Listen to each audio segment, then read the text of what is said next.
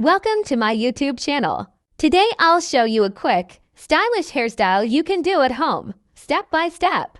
Intro on camera, smile. Hey everyone, welcome back. I'm showing a simple, polished half-up twist that works on any hair length. Let's go. Step 1. Prep.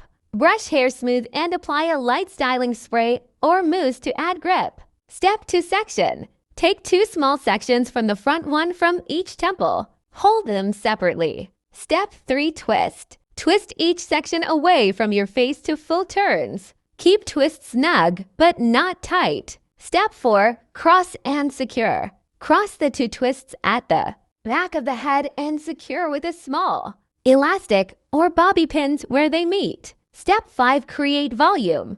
Gently tug the crown and the twists too. Loosen them slightly for natural volume and softness. Step 6. Finish touches. Tuck any flyaways with pins. Pull out a soft face framing strand on each side and mist with a flexible hold hairspray.